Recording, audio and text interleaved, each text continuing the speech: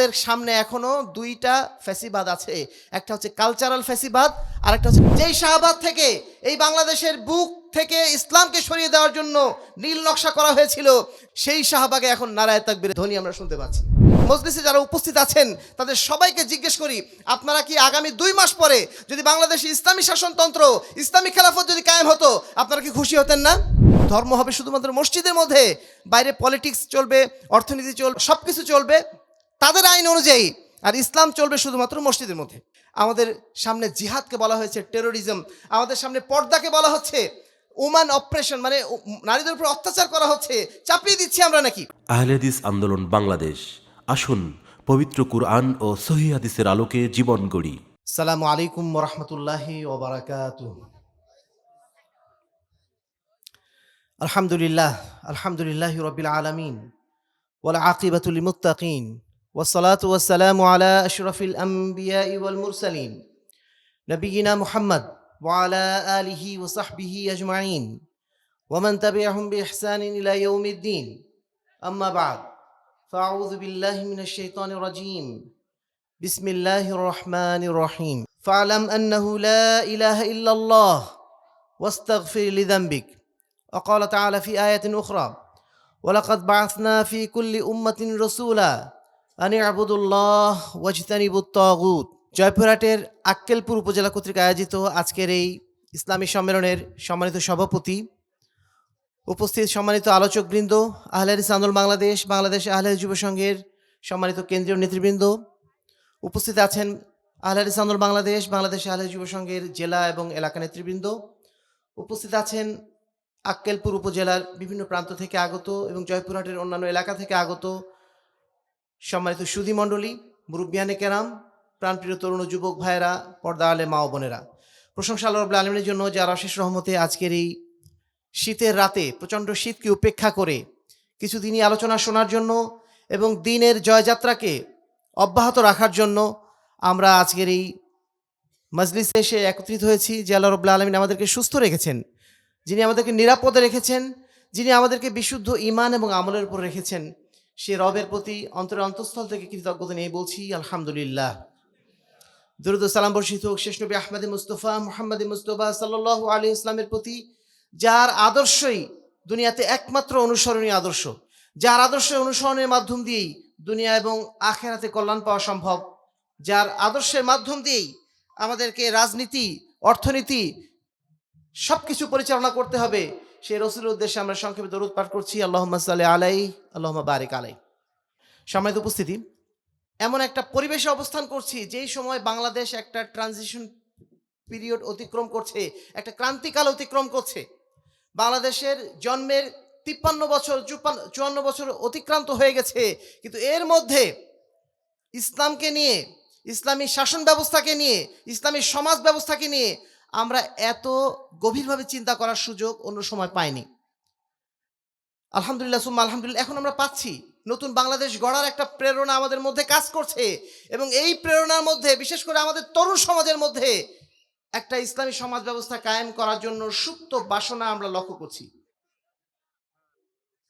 এই বাসনাটা এমনভাবে আজকে মানে চারিদিকে অনুরণিত হচ্ছে যে আমরা এমন সব তরুণদের মুখে নারায়ে তাকবীর শুনতে পাচ্ছি, যেই নারায়ে তাকবীর আমরা উচ্চারণ করলে এতদিন মনে করতাম এটা জঙ্গিদের উচ্চারণ, তাই না? সেই নারায়ে তাকবীর আজকে শাহবাগে উচ্চারিত হচ্ছে।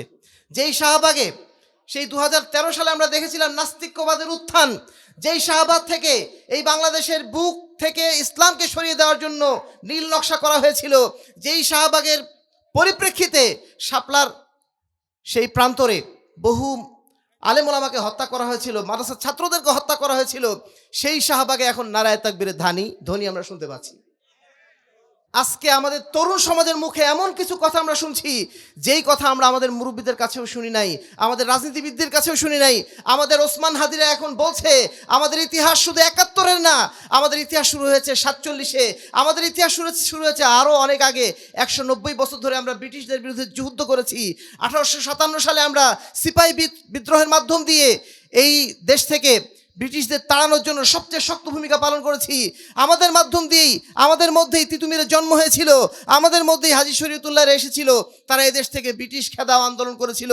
ফলশ্রুতিতে 190 বছরের ব্রিটিশদের সেই দাসত্ব থেকে আমরা মুক্তি পেয়েছিলাম 47 সালে। তারপরে যেই পাকিস্তান আমরা পেয়েছিলাম, সেই পাকিস্তান যথাযথভাবে তাদের কাজ করে নাই বলে 71 সালে আমাদেরকে আরেকবার স্বাধীন হতে হয়েছিল। কিন্তু এর অর্থ এই না আমরা ইসলামের বিরুদ্ধে দাঁড়িয়েছি। ইসলাম আমাদের সংস্কৃতির মধ্যে, ইসলাম আমাদের সংগ্রামের মধ্যে, ইসলাম আমাদের চিন্তা চেতনার মধ্যে, ইসলাম আমাদের স্বাধীনতার চিন্তা চেতনার মধ্যে অবস্থিত। ইসলামকে ছাড়া আমরা এক পা চলতে পারবো না। ইসলাম ছাড়া এই দেশের এক মুহূর্তের অস্তিত্ব আমরা কল্পনা করতে পারি না। এই কথাগুলো কিন্তু আমাদের তরুণ ওসমান হাদিরা এখন বলেছে। তারা বলার কারণে আজকে আমাদের তরুণ সমাজের মধ্যে নতুন চিন্তা জাগ্রত হয়েছে যে না, আমরা শুধুমাত্র 71-এর বয়ান শুনে এসেছি। এতদিন ধরে আমাদের খালি শোনানো হয়েছে 71 সালে ইসলামের বিরুদ্ধে যুদ্ধ হয়েছিল, ধর্মনিরপেক্ষতাবাদ কায়েম করা হয়েছিল। যারা 71-এর পক্ষে কি বলবো, ওই যে মুক্তিযুদ্ধের পক্ষ বিপক্ষ শক্তি বানিয়ে এক দলকে বানানো হয়েছিল দাড়িওয়ালা টুপিওয়ালা, এবং দাড়িওয়ালা টুপিওয়ালাদের বিরুদ্ধে যারা কাজ করবে তারাই হচ্ছে 71-এর পক্ষের লোক। এই ধরনের যে ফ্যাসিবাদ তৈরি করা হয়েছিল, সেই ফ্যাসিবাদ থেকে দেশ এখন মুক্তি পেয়েছে আলহামদুলিল্লাহ। এবং সেই মুক্তি পেয়েছে আমাদের এই তরুণদের মাধ্যম দিয়েই। এই তরুণদের মাধ্যমে যখন এই আওয়াজ আমরা শুনতে পাচ্ছি, আমরা নতুন করে আশা বুকে বাঁধছি যে না, ইনশাল্লাহ একদিন এই দেশে পরিপূর্ণভাবে ইসলাম ইনশাল্লাহ কায়েম হবে। সেই পরিবেশ ইনশাল্লাহ তৈরি হচ্ছে। আমরা অবশ্যই বর্তমানে যে পরিবেশ, কিছুদিন পরে নির্বাচন হবে, সেই নির্বাচনের মাধ্যম দিয়ে অনেকে স্বপ্ন দেখছেন ইসলাম কায়েম হবে না। নির্বাচনের মাধ্যম দিয়ে, ক্ষমতার মাধ্যম দিয়ে ইসলাম কায়েম হবে না। ইসলাম কায়েম হবে আমাদের এই কালচারাল যে ওয়ার্কগুলো আমরা এখন করছি, আমরা যে ইসলামকে সমাজের সর্বত্র প্রচার এবং প্রতিষ্ঠার জন্য যে কাজ করছি, এর মাধ্যম দিয়ে ইনশাল্লাহ ইসলাম আসবে। কিন্তু এই নির্বাচনের মাধ্যম দিয়ে না। আগামী 10 বছর পরে, 15 বছর পরে, 20 বছর পরে যেই দিন মানুষ এই গণতন্ত্রকে, এই ধর্মনিরপেক্ষতাবাদকে, এই নাস্তিক্যবাদকে ঘৃণা করতে শিখবে, যেই দিন ইসলামকে তারা নিজেদের জীবনে প্রতিটা ক্ষেত্রে বাস্তবায়ন করতে শিখবে, সেই দিন ইসলাম অটোমেটিক কায়েম হয়ে যাবে ইনশাআল্লাহ। এই নির্বাচন ভোটাভুটির মাধ্যম দিয়ে যারা ইসলাম কায়েমের স্বপ্ন দেখছেন, তারা নিঃসন্দেহে ভুল পথে যাচ্ছেন। তবে আমরা এইটুকু আশাবাদী যে হয়তো সেটা তারাও ইনশাআল্লাহ একদিন বুঝবেন। হয়তো এখন নির্বাচনে তারা অংশগ্রহণ করছেন। আমরা বিশেষ করে যেহেতু বিভিন্ন পলিটিক্যাল পার্টির সাথে আমাদের যাতায়াত হয় মাঝে মধ্যে, সেই সমস্ত মুরব্বীদের কাছ থেকে, ভাইদের কাছ থেকে আমরা প্রত্যেকের কাছে এই কথা শুনেছি, আমরা গণতন্ত্রকে কেউ সাপোর্ট করি না। আমরা কেউ এটা মনে করি না যে গণতন্ত্রের মাধ্যম দিয়ে ইসলাম কায়েম হবে। পরিস্থিতির কারণে হয়তো আমরা অংশগ্রহণ করেছি, কিন্তু একদিন আমরাও এটা চেঞ্জ করার জন্য সংগ্রামে নামবো ইনশাআল্লাহ। যদি সেই কাজটা এখনই করে ফেলতেন, হয়তো ইসলামটা এখনই কায়েম হয়ে যেত।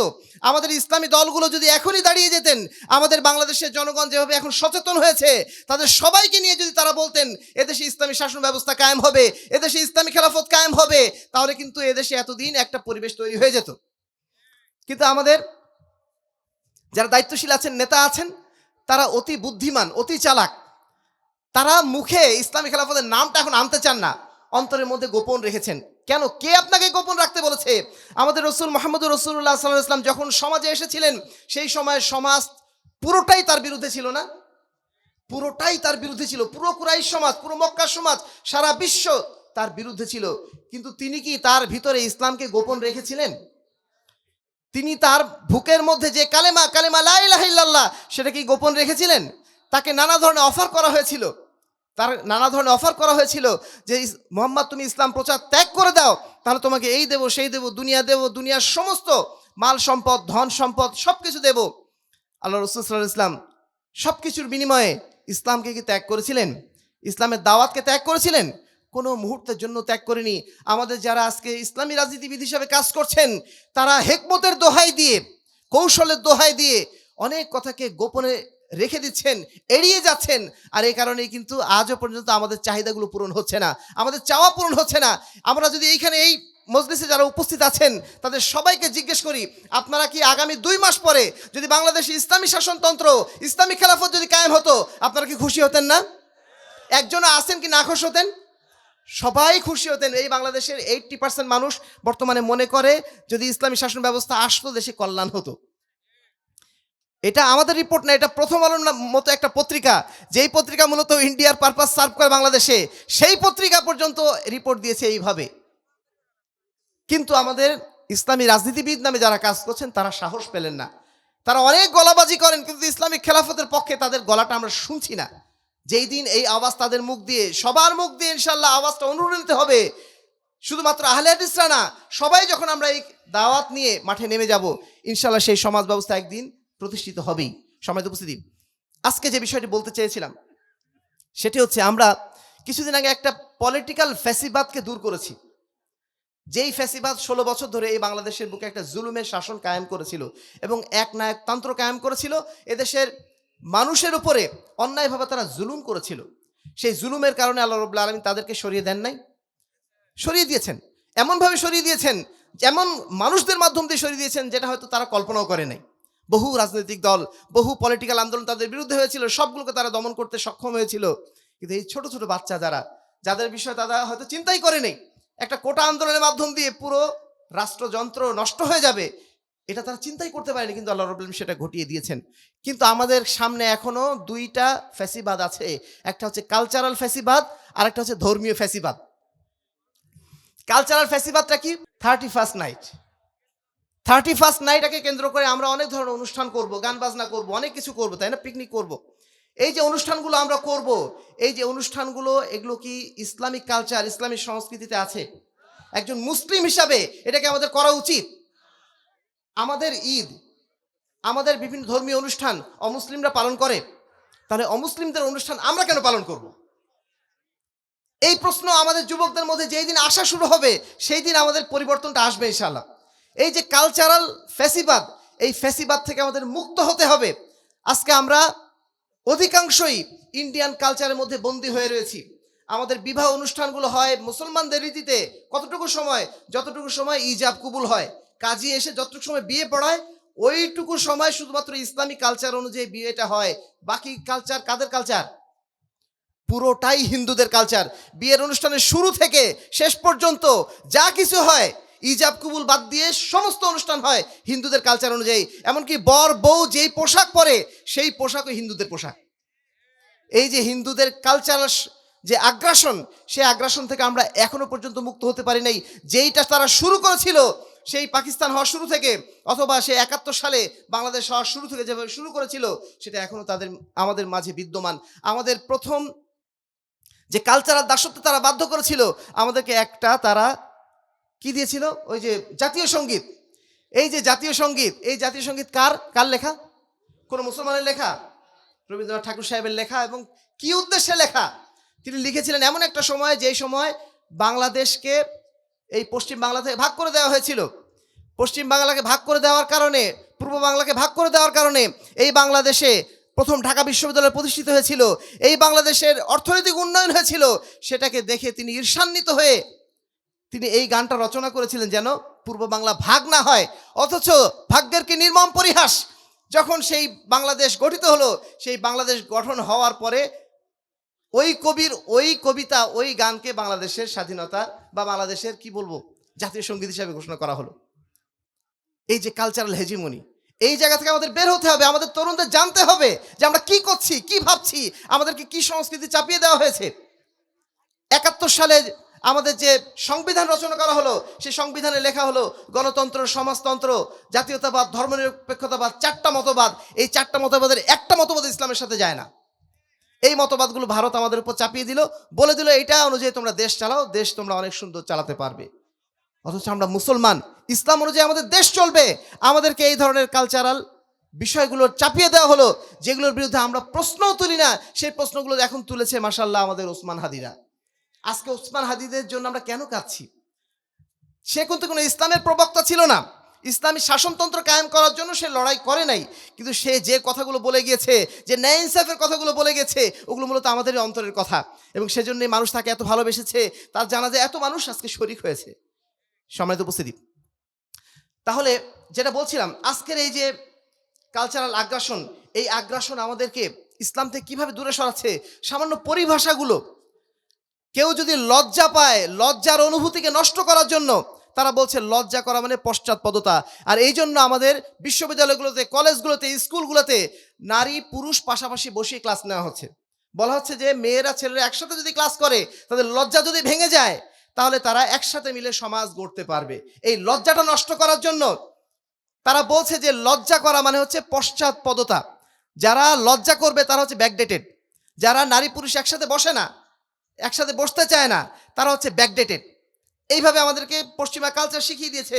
আমাদেরকে পশ্চিমা কালচার বলছে যে যত বেশি অশ্লীল হবে, যে যত ছোট পোশাক পরবে সে তত আধুনিক। আমাদেরকে পশ্চিমা কালচার শিখিয়ে দিয়েছে যে দিন অর্থাৎ ধর্ম হচ্ছে আমাদের ব্যক্তিগত বিষয়। ধর্ম হবে শুধুমাত্র মসজিদের মধ্যে, বাইরে পলিটিক্স চলবে, অর্থনীতি চলবে, ইসলামী তারপরে সব কিছু চলবে তাদের আইন অনুযায়ী, আর ইসলাম চলবে শুধুমাত্র মসজিদের মধ্যে। তারা আমাদের শিখিয়ে দিচ্ছে ধর্ম হচ্ছে আমাদের ব্যক্তিগত বিষয়। তারা আমাদেরকে এমনভাবে কালচারালি মানে অ্যাটাক করে রেখেছে, আমরা মনে করছি যে ব্যক্তি ইংরেজি বলতে পারবে সে হচ্ছে দেশের সবচেয়ে আধুনিক ব্যক্তি, সে হচ্ছে সবচেয়ে শিক্ষিত ব্যক্তি, সে হচ্ছে সবচেয়ে মডার্ন ব্যক্তি। আমাদের সামনে জিহাদকে বলা হয়েছে টেরোরিজম, আমাদের সামনে পর্দাকে বলা হচ্ছে ওমান অপারেশন, মানে নারীদের উপর অত্যাচার করা হচ্ছে, চাপিয়ে দিচ্ছি আমরা নাকি। মানে নারীদের পর্দাকে ওই যে অবরোধবাসিনী বলেছিল না রোকেয়া বেগম, রোকেয়া যখন অবরোধবাসিনী বলেছেন, এইটাকে গ্লোরিফাই করে আজকে আমাদের সামনে তাকে সামনে উপস্থাপন করা হচ্ছে, বলা হচ্ছে তিনি হচ্ছে নারী জাগরণের অগ্রদূত। কেন? তিনি মহিলাদের পর্দা প্রথাকে বলেছেন অবরোধবাসিনীর প্রথা। সমাজ উপস্থিতি, এইভাবে ইসলামী শাসনতন্ত্রকে বলা হচ্ছে, শাসন ব্যবস্থাকে বলা হচ্ছে চরমপন্থা। যারা নাস্তিক হচ্ছে তাদের নাস্তিকতাকে বলা হচ্ছে ফ্রি থিঙ্কিং, অথবা বলা হচ্ছে বাক স্বাধীনতা। আল্লাহর বিরুদ্ধে কথা বলবে, মোহাম্মদ সাল্লাল্লাহু আলাইহি ওয়াসাল্লামের বিরুদ্ধে কথা বলবে, এটার নাম কি? বাক স্বাধীনতা। এটা বললে কোনো সমস্যা নেই, প্রত্যেকের বাক স্বাধীনতা আছে। অনুরূপভাবে আজকে সমকামিতাকে সারা বাংলাদেশের বুকে প্রচার করার জন্য, ছড়িয়ে দেওয়ার জন্য একটা শব্দ তারা নিয়ে এসেছে, ইনক্লুসিভিটি। এটা বিশেষ করে আমাদের এই ইন্টারিম সরকারের সময় আমরা লক্ষ্য করছি। ইনক্লুসিভিটি মানে বহুত্ববাদ, সবাই এখানে থাকবে, যারা সমকামিতা করবে তারাও থাকবে, যারা জেনা করবে, পরকীয়া করবে, যার যা ইচ্ছে সব করবে। এইটার নাম হচ্ছে ইনক্লুসিভিটি। এটা তারা আজকে আমাদের সমাজের উপর চালিয়ে দিয়েছে। এটাই হচ্ছে কালচারাল অ্যাটাক। এই কালচারাল অ্যাটাকের মধ্যে আজকে আমরা পড়ে গেছি শব্দ সন্ত্রাস, পরিভাষা সন্ত্রাসের মাধ্যম দিয়ে আমাদের মধ্যে নাস্তিকতাবাদকে ধীরে ধীরে প্রমোট করে দেওয়া হচ্ছে, ধীরে ধীরে আমাদের মধ্যে ঢুকিয়ে দেওয়া হচ্ছে, অথচ আমরা বুঝতেই পারছি না। সম্মানিত উপস্থিতি, এই কালচারাল অ্যাটাকটা এতটা ভয়াবহ এই কারণে যে আমরা তো, যদি আমাদের বিরুদ্ধে ইন্ডিয়া আজকে যুদ্ধ করে, আমরা তো সবাই ইন্ডিয়ার বিরুদ্ধে লেগে যাবো, তাই না? যদি পশ্চিমারা আমাদের বিরুদ্ধে অস্ত্র নিয়ে নামে, আমরাও অস্ত্র নিয়ে নেমে যাব। কিন্তু এটা এমন একটা যুদ্ধ, যেই যুদ্ধ আমাদেরকে অস্ত্র দিয়ে আঘাত করে না, যেই যুদ্ধ আমাদের মধ্যে মানে আমাদের গোপনে আমাদের মধ্যে ঢুকে যায়, তারপর আমাদের ঈমানটা নিয়ে চলে যায়। যে যুদ্ধ আমাদের জীবন নিয়ে চলে যায়, সেই জীবন নিয়ে চলে গেলে তো আমরা মারা গেলাম। যদি ঈমানের উপর মারা যায় আমরা ইনশাআল্লাহ শহীদ হয়ে যাব, ঈমানের উপর যদি আমরা মারা যাই ইনশাআল্লাহ আমরা জান্নাত পেয়ে যাব। কিন্তু যে যুদ্ধ আমাদের ঈমান হরণ করে নিয়েছে, আমাদের জানটা হয়তো আছে, আমরা খুব আধুনিক হয়েছি, আমরা সব কিছু মিলে খুব পশ হয়েছি বটে, কিন্তু আমরা ঈমানটা হারিয়ে ফেলেছি। এই অবস্থায় যদি আমরা আল্লাহর কাছে যাই, আমরা কি আল্লাহর কাছে মুক্তি পাবো? এই কালচারাল অ্যাটাক আমাদেরকে আমাদের ঈমানটাকে হারানোর ব্যবস্থা করে দিচ্ছে। সম্মানিত উপস্থিতি, এবার আমরা আসি যে এই যুদ্ধে এখন আমাদের করণীয় কি। একজন মুসলিম হিসাবে, মুসলিম তরুণ হিসাবে, মুসলিম যুবক হিসাবে, ইসলামী সমাজ গড়ার কারিগর হিসাবে আমাদের এখন কার্যক্রম কি হবে?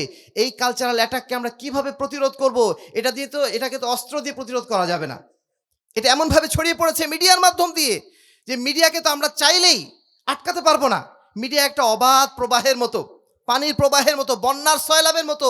এই সয়লাবকে তো আমরা হাত দিয়ে ঠেকাতে পারবো না। এটা ঠেকাতে গেলে আমাদেরকে বিভিন্ন ধরনের পদক্ষেপ গ্রহণ করতে হবে, যে পদক্ষেপগুলো আমাদের জানাটা অত্যন্ত জরুরি। আজকের এই বক্তব্যে আমি সেই বিষয়গুলো আপনাদের কাছে উল্লেখ করতে চাইব, এবং আশা করছি যদি আমাদের দুই একজন তরুণ এই বিষয়ে সচেতন হন, তাহলে আমরা আমাদের এই আশাটাকে সার্থক মনে করব। সম্মানিত উপস্থিতি, এখন এই যুদ্ধে আমাদের করণীয়টা কি হবে? আমাদের প্রথম করণীয়, যে এই বিষয়টা আমরা বারবার আজকের আলোচনায় এসেছে আমাদের, যে আমাদের ঈমান এবং আকীদাকে মজবুত করতে হবে।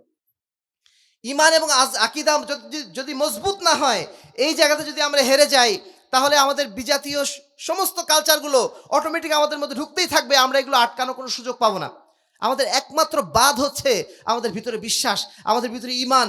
যেই জাজবা দিয়ে, ঈমানি সেই পর্দা দিয়ে আমরা বাতিলকে প্রতিরোধ করতে পারবো, বাতিল কালচারকে আমরা প্রতিরোধ করতে পারবো। সম্মানিত উপস্থিতি, এই বাতিল কালচারগুলো আসে কখনো শিরকের বেশ ধরে, কখনো বেদাহাতের বেশ ধরে, কখনো বাতিল মতবাদের বেশ ধরে।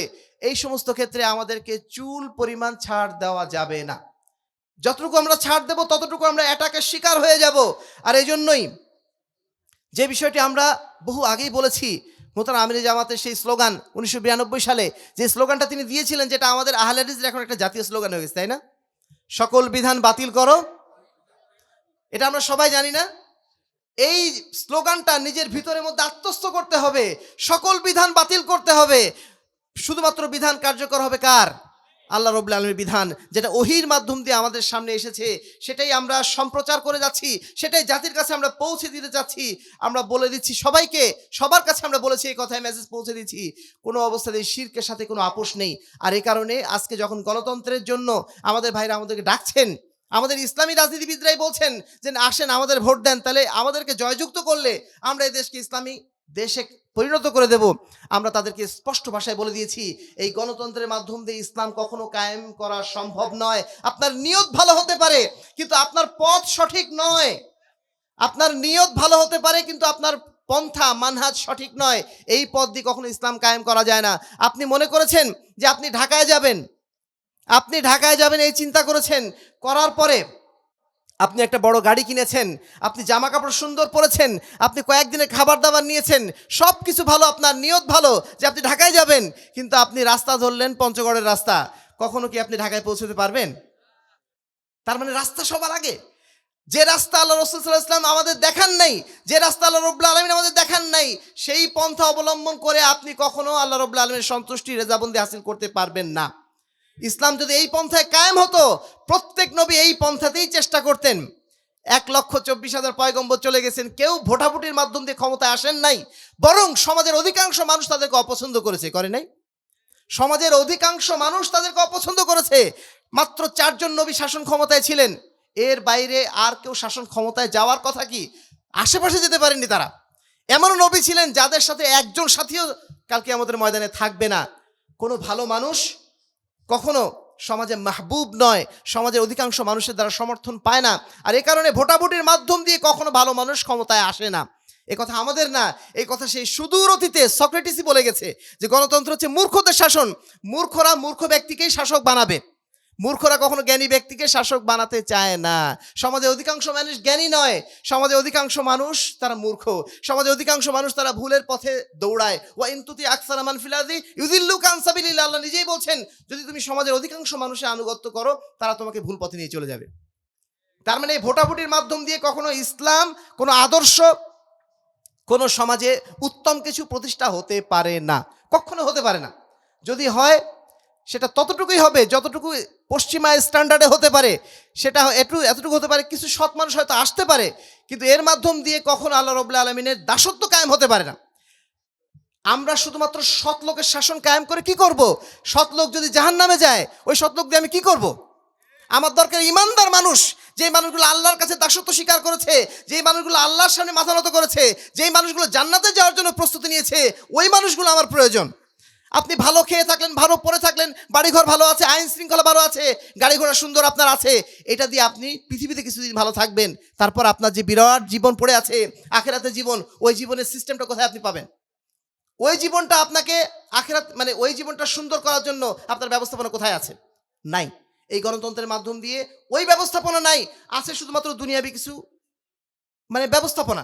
এই ব্যবস্থাপনা দিয়ে কখনো আমরা প্রকৃত মুক্তি আশা করতে পারি না। সম্মানিত উপস্থিতি, আমাদেরকে এই যে এখানে একটা বলেছিলাম আমরা কালচারাল ফ্যাসিবাদ, এর মধ্যে আরেকটা জিনিস আছে, সেটা হচ্ছে ধর্মীয় ফ্যাসিবাদ। ধর্মীয় ফ্যাসিবাদ মানে আজকে বাংলাদেশে এই যে 3 লক্ষ মাজার, এই মাজার সংস্কৃতি, এই সংস্কৃতি কি ইসলামের সংস্কৃতি? এটা হচ্ছে ধর্মীয় ফ্যাসিবাদ। এটা আমাদের উপর জোর করে চাপিয়ে দেওয়া হয়েছে। হিন্দুদের সেই কালচারগুলো অনুসরণ করে একদল মানুষ যারা নিজেদেরকে সুফি দাবি করলো, সেই লোকগুলো এই মাজারগুলো বানালো, বানিয়ে মৃত মানুষদের পূজা করা শুরু করলো। হিন্দুরা পূজা করে একটা মূর্তি বাইরে রেখে, আর আমাদের এই মুসলমান ভাইরা, মুসলমান নামধারী ভাইয়েরা, তারা মৃত ব্যক্তিকে কবরের তলায় রেখে পূজা করা শুরু করে দিল। একই জিনিস, একই কালচার, কিন্তু দুইটা খালি দুইভাবে চলমান। এই যে ধর্মীয় ফ্যাসিবাদ, এই ধর্মীয় ফ্যাসিবাদের বিরুদ্ধে আমরা কবে কথা বলবো? আজকে কেন পিনাকি ভট্টাচার্যের কাছে আমরা শুনতে হচ্ছে যে বাংলাদেশে যে মাজার কালচার, এই কালচার ইসলামের কালচার না, এটাকে বলছে পিনাকি ভট্টাচার্য? কেন আমাদের ইসলামী নেতারা বলছেন না এই কথা? যেই সমস্ত নেতৃবৃন্দের বা যে সমস্ত বক্তারা যখন ওয়াজ করেন, বক্তব্য রাখেন, লক্ষ লক্ষ মানুষ সামনে বসে থাকে, তারা তো জীবনে কখনো বলেন না যে বাংলাদেশের এই শিরকি সংস্কৃতি এখনই বাতিল করতে হবে। শুনেছেন আপনারা কখনো? বাংলাদেশে যত বড় বড় বক্তা যারা আছেন, লক্ষ লক্ষ তাদের মানে মানে শ্রোতারা আছেন, তাদের সামনে তারা কখনো এটা ধরিয়ে দেন না যে মাজার সংস্কৃতি এটা ইসলামে নাই। অথচ পিনাকি ভট্টাচার্যের নাম শুনছেন আপনারা? হিন্দু লোক, হিন্দু লোক, সে বলছে বাংলাদেশে যে এই কালচার, মাজার কালচার, এগুলো মূলত পশ্চিমাদেরই একটা সাজানো একটা ষড়যন্ত্র। পশ্চিমারা চায় এই ইসলাম সমাজে থাকুক, যে ইসলাম দিয়ে আল্লাহর বিধান কায়েম হয় ওই ইসলাম তারা চায় না। যে ইসলাম মৃত মানুষের পূজা করে ওই ইসলাম তারা কামনা করে। এজন্য দেখবেন যদি মাজারে গায়ে একটু কেউ হাত দিয়েছে, সঙ্গে সঙ্গে সারা বিশ্ব নড়ে ওঠে, জাতিসংঘ থেকে বিবৃতি আসে। অথচ একজন মুসলমান, একটা আহলে হাদিসের মসজিদ যদি ভাঙা হয়, কোনো আহলে হাদিসের মসজিদ ভাঙার পরে পশ্চিমা কেন, আমাদের মুসলমানরা তো কোনো কথা বলে না, কেউ কথা বলে না। কারণ এই ইসলাম কেউ পছন্দ করে না। যে ইসলাম আল্লাহ রসুলের ইসলাম, যে ইসলাম তাওহীদের ইসলাম, যে ইসলাম সুন্নাতের ইসলাম, ওই ইসলামকে কেউ পছন্দ করে না। পছন্দ করে ওই মাজারের ইসলাম।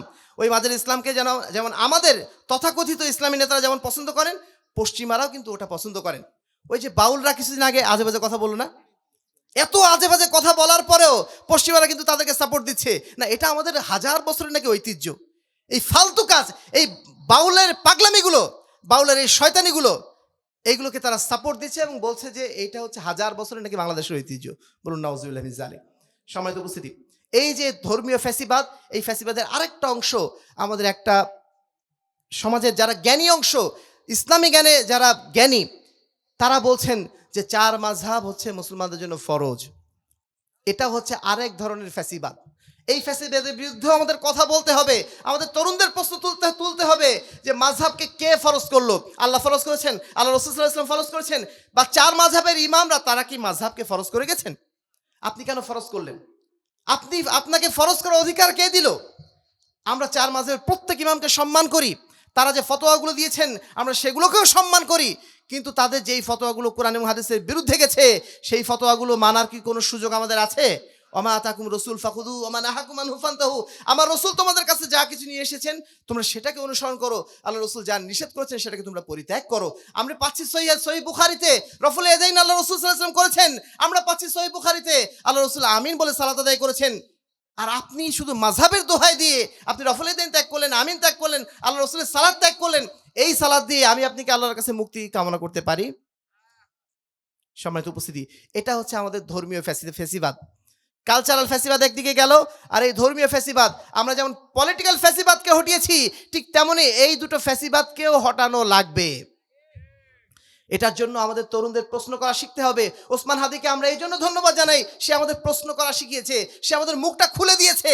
যেগুলো সম্পর্কে আমরা প্রশ্ন করতে ভয় পেতাম সেই প্রশ্নগুলো সে এখন আমাদের সামনে তুলে দিয়েছে, এবং আজকে আমরা খুব সহজেই প্রশ্ন করতে পারছি। এই যে আপনার শহীদ মিনার বানিয়েছেন, এই শহীদ মিনার আপনি কেন বানিয়েছেন? এই শহীদ মিনার বানানোর পরে আপনি ওখানে ফুল দিচ্ছেন, আপনি যে ফুল দিচ্ছেন শহীদ মিনার কি বুঝে? যার উদ্দেশ্যে দিচ্ছেন সে কি বুঝে? কেন আপনি দিলেন এগুলো? আপনি একজন মৃত মানুষ মারা গেছেন, তার জন্য দোয়া করেন, তার জন্য আপনার সাদাকা করার ব্যবস্থাপনা আছে, ইসলাম তো ব্যবস্থাপনা দিয়ে রেখেছে। আপনি ওইগুলো বাদ দিয়ে কেন ফুল দিতে গেলেন? হিন্দুদের অনুসরণ করে আপনি কেন সেখানে ফুল দিতে গেলেন? লক্ষ লক্ষ টাকা দিয়ে আপনি এই সমস্ত আজেবাজে জিনিস গড়ালেন। অথচ এখনো পর্যন্ত বাংলার প্রতিটা রেল স্টেশনে মানুষ এখনো আপনার কম্বল ছাড়া ঠান্ডার মধ্যে ঘুমাচ্ছে। ওই মানুষগুলোর জন্য আপনার ব্যবস্থাপনাগুলো আরও দরকার ছিল। একজন মৃত মানুষের চেয়ে একজন জীবিত মানুষই কি এই সমস্ত জিনিসের বেশি হকদার ছিল না? তাকে না দিয়ে আপনি মৃত মানুষকে দিয়ে বেড়াচ্ছেন, যার সেটা পাওয়ারই সুযোগ নেই, অনুভূতির সুযোগ নেই। সম্মানিত উপস্থিতি, তাহলে আমরা আমাদের তরুণ ভাইদের উদ্দেশ্যে প্রথম যেটা পয়েন্ট উল্লেখ করতে চাইবো, আমাদের ঈমান এবং আকীদাকে মজবুত করতে হবে। সেই সাথে সমাজে যে ধর্মীয় ফ্যাসিবাদ, সমাজে যে কালচারাল ফ্যাসিবাদগুলো রয়েছে সেগুলোকে প্রশ্ন করতে হবে, এবং সেগুলোকে দূর করার জন্য, সেগুলোকে বিতাড়িত করার জন্য, সমাজকে থেকে বিদূরিত করার জন্য আমাদের সর্বাত্মক ভূমিকা নিতে হবে। 2 নম্বর পয়েন্ট, আমাদেরকে ইসলামী আমল এবং কালচারগুলো বেশি বেশি চর্চা করতে হবে। আল্লাহ রাসূল সাল্লাল্লাহু আলাইহি ওয়াসাল্লাম বহু আগে আমাদের বলে গেছেন ফিতনার সময় আমাদের করণীয় সম্পর্কে, বাদিরু বিল আমাল ফিতানান।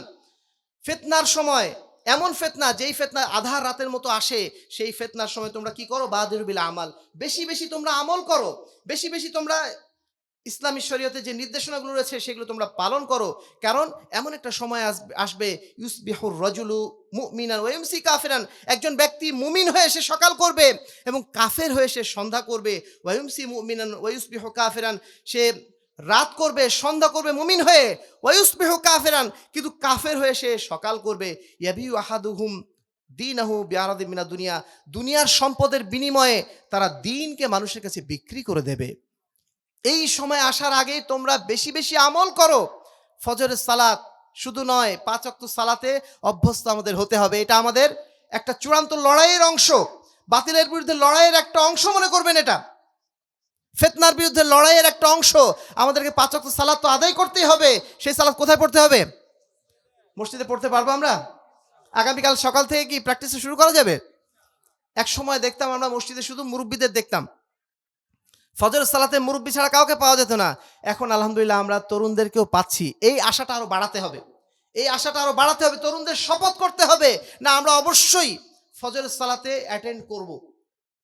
গত মাসে মালয়েশিয়া গিয়েছিলাম, ফজরের সালাত পড়তে আমরা মসজিদে ঢুকেছি। মসজিদে ঢোকার সময় দেখছি বহু মানুষ জগিং করছে, অমুসলিম তারা। ফজরের আগেই উঠে তারা জগিং করছে শরীরের যত্ন নেওয়ার জন্য। আর আপনার ইমানের যত্ন নেওয়ার জন্য আপনি কি মসজিদে আসতে পারবেন না? প্রিয় ভাইরা, মুখে কথা নেই কেন? সাহস নেই? আমাদের ইমানের যত্ন নেওয়ার জন্য, আমরা যে জান্নাতে যেতে চাই সেই জান্নাতে যাওয়ার জন্য প্রস্তুতি হিসাবে আমরা কি ফজরের সালাতে ইনশাআল্লাহ আসতে পারবো না? ফজরের সালাতের কথা এই জন্য আমরা বেশি করে বলছি, ফজরের সালাতে যে ব্যক্তি মসজিদে আসতে পেরেছে তার জন্য বাকি সালাতে মসজিদে আসা সহজ। আজ ফজরের সালাতে যে হেরে গেছে, শয়তান যাকে ওইখানে পরাজিত করেছে, সারাদিন সে পরাজিত হতে থাকবে। এই জন্য ফজরের সালাতে বিশেষ করে তরুণ ভাইরা নিজেদেরকে একটু একটু একটু অভ্যস্ত করে তুলুন। 1 সপ্তাহ অভ্যস্ত করুন, 1 মাস অভ্যস্ত করুন, দেখবেন আপনার জন্য এটা অনেক সহজ হয়ে গেছে। আমরা দেখেছি ঢাকাতে মাঝে মধ্যে কিছু কিছু মসজিদে আমরা দেখি এইভাবে তারা পুরস্কার ঘোষণা করে, ছোট বাচ্চারা যদি 5 ওয়াক্ত সালাত মসজিদে আদায় করে 40 দিন, তাহলে তাদেরকে একটা সাইকেল দেওয়া হবে। এই যে প্রতিযোগিতায়, এই প্রতিযোগিতায় বহু বাচ্চারা তারা কিন্তু অংশগ্রহণ করে তারা এইভাবে সাইকেল পেয়েছে। এই বাচ্চারা যে 40 দিন অভ্যস্ত হলো, সেই অভ্যাসটা কিন্তু খুব দ্রুত হারিয়ে যাবে না। এই অভ্যাসটা আমাদের বিভিন্ন মসজিদগুলোতে চালু করা দরকার। আমাদের মসজিদে যারা দায়িত্বশীল রয়েছেন তাদের উচিত মসজিদে শুধু টাইলস না বানিয়ে, মসজিদে শুধু এসি না লাগিয়ে মসজিদের মুসল্লি বাড়ানোর জন্য ব্যবস্থাপনা গ্রহণ করা। এসি তো লাগালেন আপনি, আপনার মসজিদে মুসল্লি কই? কারা সেই এসি আপনার এসিতে সালাত আদায় করবে? মুসল্লি পাওয়া যায় না। এই মুসল্লিদের মসজিদে আনার জন্য বিভিন্ন ধরনের উৎসাহমূলক কার্যক্রমগুলো আপনারা হাতে নেন। এটা আমাদের ফিতনার বিরুদ্ধে লড়াইয়ের সবচেয়ে বড় অংশ। সম্মানিত উপস্থিতি, এইভাবে বিভিন্ন সদাচরণ, সৎ আমলগুলো আমাদের করতে হবে। নারীদের পর্দার বিষয়ে আমাদের শেখ বলে গেছেন, ইসলামী পোশাক পরার বিষয়ে বলে গেছেন, সুন্নাহ ভিত্তিক যে আচরণগুলো, সেই আচরণগুলো আমাদের পালন করতে হবে। ইসলামের যে উৎসবগুলো আছে, ঈদ উৎসব, এই উৎসবগুলো যথাযথভাবে পালন করতে হবে ইসলামী নিয়মে। আজে বাজে কালচার পালন করে না, বা আপনার ড্রাম বাজিয়ে, বাদ্য বাজনা বাজিয়ে ঈদ পালন করা যাবে না। ইসলামে যে নিয়ম, সেই নিয়মে ঈদ পালন করতে হবে। সেই সাথে আমাদেরকে গর্ব ভরে বলতে হবে আমরা মুসলিম। ওসমান হাদির কথা বারবার চলে আসছে। এই ছেলেটা একটা মাদ্রাসার ছেলে, পরে সে বিশ্ববিদ্যালয়ে যে পড়াশোনা করেছে পলিটিক্যাল সায়েন্সে, এবং সে কিন্তু কখনোই তার পরিচয় ভোলে নাই। বিশ্ববিদ্যালয়ে যেও সে টুপি পরেছিল, দাড়ি নিয়েছিল, এজন্য তাকে হেফাজত বলা হয়েছে। সেটা সে গর্বের সাথে বলছে, আমাকে হেফাজত বলা হতো। আমাকে যখন কেউ ডাকতো, কোনো টিচাররা, আমি বলতাম হেফাজত আছি আমি। নিজে সে হেফাজত বলে সে একটা প্রতিবাদ করত। সে কখনো নিজের পরিচয় নিয়ে লজ্জিত ছিল না। আজকে আমাদের মাদ্রাসার ছেলেদের দেখি, অনেকে যদি মাদ্রাসা থেকে পড়ে মেডিকেলে ঢোকে, তার একদম লেবাস টেবাস সব চেঞ্জ, মনে হচ্ছে জীবনে কোনোদিন সে মাদ্রাসায় যায়নি। এইরকম কাজ করা যাবে না। আমাদের পরিচয় নিয়ে আমাদের সন্তুষ্ট থাকতে হবে, গর্বিত থাকতে হবে। নাহনু কওমুন আ'আজ্জানাল্লাহু বিল ইসলাম, আমরাই তো সেই কওম, যেই কওমকে আল্লাহ রাব্বুল আলামিন ইজ্জত দিয়েছেন দুনিয়া এবং আখিরাতে ইসলামের কারণে। সেই ইসলামকে যদি আমরা ছেড়ে দেই, তাহলে আমাদেরকে কে মর্যাদা দেবে? আমরা তো লজ্জিত হয়ে যাব। এই জন্য আমাদের তরুণ ভাইদেরকে অবশ্যই ইসলাম নিয়ে গর্বিত হতে হবে। ইসলাম নিয়ে তারা যেন লজ্জিত না হয়, বরং আরও বেশি বেশি প্রচার করে যে আমি মুসলিম, আমি 5 ওয়াক্ত সালাত আদায়কারী, আমি শিরক করি না, আমি বিদআত করি না, আমি আহলুল হাদিস। এই পরিচয় বেশি বেশি তাদের আরও প্রচার করতে হবে। সেই সাথে যাবতীয় হারাম কাজগুলো, যেখানে বাদ্য বাজনা হচ্ছে দূরে সরে আসবেন, যেখানে অন্যায় কাজ হচ্ছে, ফ্রি মিক্সিং হচ্ছে, দূরে থাকবেন, ওসব জায়গায় যাবেন না। আমাদের এক ভাই, মাশাআল্লাহ, গতদিন দেখলাম এক বিয়ের অনুষ্ঠানে গেছিলাম, বলছেন, ভাই আমি আমার বাবা মার বিরুদ্ধে যুদ্ধ করেছি যে নারী এবং পুরুষকে আলাদা করতে হবে, মহিলারা থাকবে 2 তলায়, পুরুষরা থাকবে নিচতলায়। এই ব্যবস্থা করতে যে আমাকে এমন অবস্থায় পড়তে হয়েছিল যে আমি তাদেরকে বলেছিলাম, যদি এই ব্যবস্থা না করো তাহলে আমি তোমাদের গুলি করে মারবো। এইভাবে জোর করে বলার পরে তারপরে বাবা মা রাজি হয়েছে, তারপরে মহিলাদেরকে উপরে দিয়েছে, ছেলেদেরকে নিচে দিয়েছে। এইটুকু জিহাদ যে সে করলো, এই জিহাদের মাধ্যম দিয়ে সে কত বড় একটা ব্যবস্থাপনা করলো। শুধুমাত্র একটা ধাক্কা না, এর মাধ্যম দিয়ে ওই যে তার বাবা মার চিন্তাধারা বা ওখানে যারা নারী পুরুষ আসলো সবার চিন্তাধারার মধ্যে কিন্তু একটা পরিবর্তন আসলো। কেন নারী পুরুষ আলাদা? এইভাবে আস্তে আস্তে আমাদের কালচারাল যুদ্ধে এগিয়ে যেতে হবে। সব সমাজের সমস্ত এই বদ কালচারের বিরুদ্ধে আমাদের এভাবে ফাইট করে যেতে হবে। এই ফাইটগুলো যদি আমরা রেগুলার অব্যাহত রাখি, ইনশাল্লাহ এই সমাজ 10 বছর পরে হলেও ইনশাল্লাহ একদিন পরিবর্তন হবে। সেই পরিবর্তনের লক্ষ্যে আমাদের এখনই প্রস্তুতি গ্রহণ করতে হবে। আমাদের সন্তানদের, আগামী প্রজন্মকে সঠিকভাবে গড়ে তুলতে হবে। আমাদের এখানে অনেকে আছেন অভিভাবক, আমাদের সন্তান আছে, আবার অনেকের সন্তান এখন হয়নি কিন্তু হবে। আমরা আমাদের প্ল্যানটা যেন এখনই সাজিয়ে রাখি, আমার সন্তানকে আমি কিভাবে গড়ে তুলব। ওসমান হাদির কথা আবারও আসছে। ওই বাচ্চারা মৃত্যু 2 দিন আগেই সে বলে গেছে যে আমি যদি মারা যাই আমার সন্তানরা এই লড়াই অব্যাহত রাখবে, তার সন্তানরা এই লড়াই অব্যাহত রাখবে। সন্তানদের নিয়ে যে এই পরিকল্পনা, এটা আমরা অন্য কারো কাছে শুনি নাই, কোনো তরুণদের কাছে কখনো শুনি নাই। তার মুখ থেকে আমরা এই কথা শুনে অভিভূত হয়েছি। এজন্য তার জন্য আমরা অন্তর থেকে দোয়া করছি। আপনারাও প্লিজ, আপনারা এখানে নারীরাও আছেন, মহিলারাও আছেন, আপনাদের উদ্দেশ্য আমাদের একই অনুরোধ থাকবে, আপনার সন্তানকে কিভাবে পরিপূর্ণ মুসলিম হিসাবে, পরিপূর্ণ জান্নাতি হিসাবে পরিণত করা যায়, তৈরি করা যায়, এই পরিকল্পনা আপনারা এখনই থাকতে হবে। যদি আপনি তাকে পরিপূর্ণ মুসলিম বানাতে চান, মুসলিম বানাতে পারেন, তাহলে দুনিয়া এবং আখেরাত সবগুলোতে আপনার গন্তব্য এখন পরিষ্কার।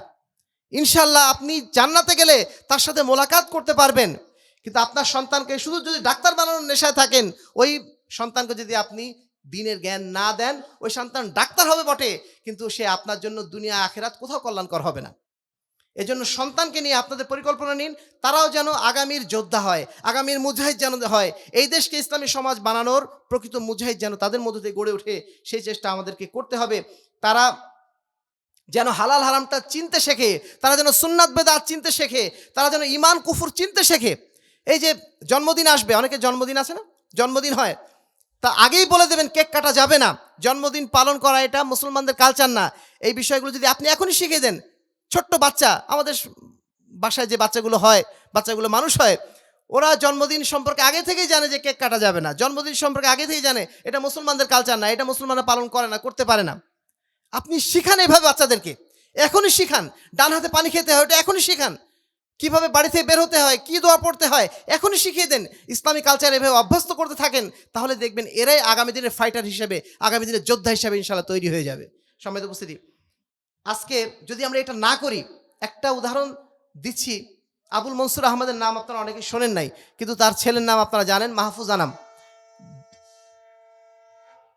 ডেইলি স্টার পত্রিকার সম্পাদক মাহফুজ আনাম, নাম শুনেছেন আপনি? এই মাহফুজ আনাম, তার বাবা হচ্ছেন আবুল মনসুর আহমদ, যিনি আমার দেখা রাজনীতির 50 বছর নামে একটা বিখ্যাত গ্রন্থ লিখেছেন। এই গ্রন্থে তিনি বেশ কিছু বিষয় উল্লেখ করেছিলেন, তার মধ্যে একটা হচ্ছে এই, তিনি ডিমকে আন্ডা না, আন্ডাকে ডিম বলতেন না। তিনি মনে করতেন আন্ডা হচ্ছে মুসলমানদের শব্দ, আর ডিম হচ্ছে অমুসলিমদের কালচার থেকে আসা, হিন্দুদের কালচার থেকে আসা। তার মতো ব্যক্তি, তিনি কিন্তু আলেম ব্যক্তি ছিলেন না, একজন রাজনীতিবিদ ছিলেন। তিনি পর্যন্ত এটাকে এড়িয়ে যাওয়ার চেষ্টা করেছেন। কালচারাল যুদ্ধে যেন হিন্দুদের সাথে ফাইট দেওয়া যায়, লড়াই করা যায়, তারা এই চেষ্টাটা অন্তত করেছেন। সেই জায়গায় তার সন্তান এখন চেষ্টা করছে দেশে নাস্তিকবাদ প্রচার করার জন্য। আপনি আপনার সন্তানকে যদি সুন্দরভাবে সুসন্তান হিসেবে গড়ে না তোলেন, ওরা আগামীতে নাস্তিক হয়ে যাবে, ওরা আগামীতে এরকম মাহফুজ আনামের মতো হবে। অথচ আবুল মনসুর আহমদের মতো একজন বিখ্যাত ব্যক্তি, যাকে আমরা আহলে হাদিস মনে করি, সেই ভদ্রলোকের পেট থেকে বা তারই ঔরসজাত সে সন্তান। সম্মানিত উপস্থিতি, তারপরে চতুর্থ যে বিষয়টি, সেটি হচ্ছে মিডিয়া এবং প্রযুক্তির সঠিক ব্যবহার। মিডিয়া শুধু ফেসবুক চালাবেন এটা না, ফেসবুক ঠিক আছে তারা আবিষ্কার করেছে, তাদের ফেসবুক দিয়ে তাদের ঘায়েল করতে হবে। ওই যে ডাক্তার জাকির নাইক পিস টিভির মাধ্যম দিয়ে তাদেরকে উল্টা এখন ঘায়েল করেন নাই? যেই টিভি মিডিয়ার মাধ্যম দিয়ে অপসংস্কৃতির সয়লাভ হয়ে যাচ্ছিল বাংলাদেশ, সারা বিশ্ব, সেই টিভি মিডিয়াকে ব্যবহার করি ডাক্তার জাকির নাইক সালাফি আকিদা মানহাজ সারা বিশ্বব্যাপী প্রচার করেন আলহামদুলিল্লাহ। তার মাধ্যমে প্রায় কোটিখানিক মানুষ মুসলমান হয়ে গেল ওই মিডিয়াকে ব্যবহার করি। আজকে যে মিডিয়ার তারা তৈরি করেছে, ওই মিডিয়াকে আমরা উল্টাভাবে ব্যবহার করব ইসলামের পক্ষে। এই কাজগুলো আমরা তরুণরা যদি করতে পারি, ইনশাল্লাহ আগামী সমাজটা আমরা খুব সুন্দরভাবে ইসলামী সমাজের জন্য এগিয়ে নিতে পারবো। সম্মানিত উপস্থিতি, ইসলামী সমাজ কায়েমের জন্য আমাদের সর্বশেষ যেটা পদক্ষেপ, আমাদেরকে অবশ্যই সাংগঠনিকভাবে, ঐক্যবদ্ধভাবে, জামাতবদ্ধভাবে এগুতে হবে। জামাত থেকে বিচ্ছিন্ন হয়ে গেলে আমরা দিশাহারা হয়ে যাবো। আল্লাহ রাব্বুল আলামিন বহু আগে বলে গিয়েছেন, ইয়া আইয়ুহাল্লাযীনা আমানু ইত্তাকুল্লাহ, হে ঈমানদারগণ তোমরা আল্লাহকে ভয় করো, ওয়া কুনু মা'আস সাদিকিন, যারা সত্যবাদী, যারা সৎ পথে চলে, যারা সততার পথে চলে, যারা ন্যায়ের পথে চলে, তোমরা তাদের সাথে থাকো, জামাতবদ্ধভাবে থাকো। এ বিষয়ে বহু আয়াত এবং হাদিস রয়েছে, এগুলো আপনারা সব জানেন। বিশেষ করে তরুণদের বলবো, আপনারা অবশ্যই ঐক্যবদ্ধ থাকবেন, জামাতবদ্ধ থাকবেন, সংঘবদ্ধ থাকবেন, তাহলে শয়তান কাছে আসতে পারবে না। সেই সাথে একটা যোগ্য লিডারশিপের মাধ্যম দিয়ে সমাজ পরিবর্তন করাটা সহজ। একাকী সমাজ পরিবর্তন করা যায় না। আপনার লিডার কই? আপনি সব কাজে লিডার বানান। আপনি পিকনিক করতে যাচ্ছেন, আপনি যাচ্ছেন ওই যে কক্সবাজারে যাচ্ছেন শিক্ষা সফরে, শিক্ষা সফরে যাওয়ার সময় আপনাদের একজন নেতা থাকে না? সবাই নেতা হন নাকি? একজন থাকে লিডার, একজন থাকে ট্যুর গাইড, তার মাধ্যম দিয়ে আপনি যান। আপনি ইসলামী সমাজ প্রতিষ্ঠা করবেন, আপনার কোনো নেতা নেই, এটা হতে পারে? আজকে আমাদের তরুণ ভাইরা দিশেহারা হয়ে আছেন। দিনই তরুণ যারা, বিশেষ করে দিনদার তরুণ যারা, তারা পথ খুঁজে পাচ্ছেন না, নিজের মতো করে একভাবে চালিয়ে নিচ্ছেন। না, এভাবে না, অবশ্যই আপনাদের সংঘবদ্ধ হতে হবে। আহলে হাদিস আন্দোলন বাংলাদেশ, বাংলাদেশ আহলে যুব সংঘ 1978 সালে আমাদের সাল থেকে শুরু করে আমাদের বাংলাদেশের জনগণকে, এদেশের পবিত্র কোরআন এবং সহিহ হাদিস পন্থী জনগণকে একতাবদ্ধভাবে, জামাতবদ্ধভাবে এগিয়ে যাওয়ার জন্য সার্বিকভাবে চেষ্টা করে যাচ্ছে। আপনারা অবশ্যই জামাতবদ্ধ জীবনে গুরুত্বটা অনুধাবন করার চেষ্টা করবেন। যদি আমরা আগামী সমাজকে পরিপূর্ণ ইসলামী সমাজ প্রতিষ্ঠা করতে চাই, তাহলে অবশ্যই আমাদের যোগ্য নেতৃত্ব দরকার, যোগ্য সংগঠন দরকার, যোগ্য শক্তিশালী প্রচেষ্টা দরকার। এজন্য আমাদেরকে এইভাবে অবশ্যই সংঘবদ্ধ প্রস্তুতি নিতে হবে। সম্মানিত উপস্থিতি, আমাদের আলোচনার শেষ লগ্নে এসে যে বিষয়টি বলতে চাইব, বিজয়টা আসবে কিভাবে? যে পন্থাগুলো বললাম, এগুলো আমরা অবশ্যই পালন করার চেষ্টা করব, কিন্তু এই সাথে সাথে আমাদের মনে রাখতে হবে আমাদের ব্যক্তিগত কিছু প্রস্তুতি আছে। প্রথম প্রস্তুতি, আমাদেরকে জ্ঞান অর্জন করতে হবে, যেটা আমি সব জায়গায় বলি, বাংলাদেশের যে প্রান্তেই যাই না কেন, জ্ঞান অর্জন করাটা আমাদের তরুণ ভাইদের জন্য অত্যন্ত জরুরি একটা কাজ। এখনকার যুগ, জ্ঞান অর্জন করাটা অত্যন্ত সহজ। পুরুষ হন, মহিলা হন, সবার জন্য জ্ঞান অর্জন করা অত্যন্ত সহজ। এখন আপনার জ্ঞান অর্জন করার জন্য মাহফিলে আসা লাগে না। ফেসবুকে, ইউটিউবে একটা ওয়াজ মাহফিল কত হচ্ছে, এক জায়গায় বসে আপনি 20টা ওয়াজ মাহফিল শুনতে পারবেন। কত জানার আপনার সোর্স, সহিহ আকীদা যারা ওলামায়ে কেরাম আছেন তাদের বক্তব্য আপনি শোনেন। যদি আপনি পড়তে না পারেন, অন্তত শোনেন। এইভাবে দ্বীনি জ্ঞান আপনি অর্জন করবেন, এটা আপনার জন্য জরুরি। মাসিক আত্মাহারিক পত্রিকা আপনারা সর্বত্র ছড়িয়ে দেবেন। তারপরে আত্মাহারিক সহ সালাতুর রসুল, আরও যে বইগুলোর নাম একটু আগে আপনারা শুনলেন, এই বইগুলো সমাজের প্রত্যেক কোনায় কোনায় ছড়িয়ে দেবেন। এক সালাতুর রসুল বই কত মানুষকে হেদায়েত করেছে আল্লাহ রাব্বুল আলামিন ভালো জানেন। এই বাংলাদেশে প্রায় 10 লক্ষ কপি সারা বাংলাদেশে বিলি করা হয়েছে। বিদেশের মাটিতে এগুলোর ইংরেজি অনুবাদ ছড়িয়ে দেওয়া হয়েছে। শুধু সালাতুর রসুল বইয়ের মাধ্যম দিয়ে হয়তোবা বহু মানুষ তারা আহলুল হাদিস হয়ে গেছে, আলহামদুলিল্লাহ। এই বইগুলো আপনারা সর্বত্র প্রচার করার চেষ্টা করবেন। তারপরে মাসিক আত্মাহারিক, এটা আমাদের জন্য একটা মানে নীরব বিপ্লব। বাংলাদেশের প্রত্যেকটা গুরুত্বপূর্ণ স্থানে আমরা এগুলো পৌঁছে দেওয়ার চেষ্টা করেছি, আপনারাও সেই চেষ্টায় ইনশাআল্লাহ অংশীদার হবেন। 2 নম্বর, ইস্তেকামাত, যে কোনো মূল্যে যে কথাগুলো আমরা বললাম, শুনলাম, এইগুলো মানার চেষ্টা করতে হবে, টিকে থাকার চেষ্টা করতে হবে। শুনলাম, এক কান্দে ঢুকলো, আরেক কান্দে বের করে দিলাম, 2 দিন পালন করলাম, 3 দিন পরে হারিয়ে গেল, না, এরকম না। স্থির থাকতে হবে। ইন্নাল্লাযীনা ক্বালু রাব্বুনাল্লাহ সুম্মা ইসতাকামু তাতানাজ্জালু আলাইহিমুল মালায়েকা, যারা বলেছে আমার রব আল্লাহ রাব্বুল আলামিন, তারপর এর উপর তারা স্থির থেকেছে, তাদের জন্যই সফলতা, তাদের জন্যই নিরাপত্তা। সর্বশেষ, ধারাবাহিকভাবে দাওয়াত ও জিহাদের ময়দানে টিকে থাকতে হবে। মানুষকে সৎ কাজের দিকে আহ্বান জানাতে হবে। যারা অন্যায় কাজ করছে তাদেরকে অন্যায় থেকে বিরত রাখার চেষ্টা করতে হবে। এই চেষ্টা কখনো শেষ হবার নয়, মৃত্যু পর্যন্ত এই দায়িত্ব আমার থাকবে। আমার সন্তান, আমার পরিবার, আমার যারা আত্মীয় স্বজন, আমার যারা পরিপার্শ্বে যারা আছেন, সবার কাছে আমার দাওয়াত পৌঁছে দিতে হবে। এটা হক, এটা না হক, এটা শিরক, এটা বেদাত, এটা হালাল, এটা হারাম। এই দায়িত্ব আমাদেরকে সব সময় পালন করতে হবে। ইমাম হই, গায়রে ইমাম হই, সাধারণ মানুষ হই, সবার জন্য একই আমার আহ্বান।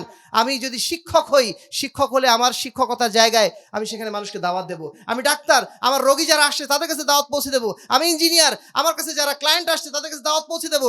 যিনি অ্যাডভোকেট হয়েছেন, কি হয়েছে, আপনার ক্লায়েন্ট আসছে তাদের কাছে পৌঁছে দিন। ভাই, আপনার হাতে কেন, তাবিজ কেন, আপনার মানে বাচ্চার মাথায় কালো টিপ কেন, আপনি এটা করছেন কেন, সেটা করছেন কেন, আপনার দাড়ি নেই কেন? প্রত্যেককে যদি আমরা এইভাবে পরস্পরকে স্মরণ করিয়ে দিই, হেকমতের সাথে যদি দাওয়াতি কাজ করে যাই, এই সমাজ পরিবর্তন হতে ইনশাআল্লাহ সময় লাগবে না, কিন্তু সবাইকে সেই দায়িত্বটা গ্রহণ করার চেষ্টা করতে হবে। সময় উপস্থিতি, আমরা আলোচনা একদম শেষ লগ্নে। আমরা আপনাদের উদ্দেশ্যে সর্বশেষ যে বিষয়টি বলতে চাই, সূরা সফের ৮ নম্বর আয়াতে আল্লাহ রাব্বুল আলামিন আমাদেরকে স্মরণ করে দিচ্ছেন, যারা দুনিয়ার কাফের যারা রয়েছে, যারা মুশরিক রয়েছে, তারা চায় ইউরিদুনা লিউতফিউ নূরাল্লাহি বিআফওয়াহিম ওয়াল্লাহু মুতিম্মু নূরিহি ওয়ালাউ কারিহাল কাফিরুন। যারা কাফের, যারা মুশরিক, তারা চায় ইসলামের আলোটাকে নিভিয়ে দিতে। আর আল্লাহ রাব্বুল আলামিন তার এই আলোটাকে অবশ্যই পরিপূর্ণতা দান করবেন, দুনিয়ার বুকে অবশ্যই সেটা প্রতিষ্ঠিত করবেন।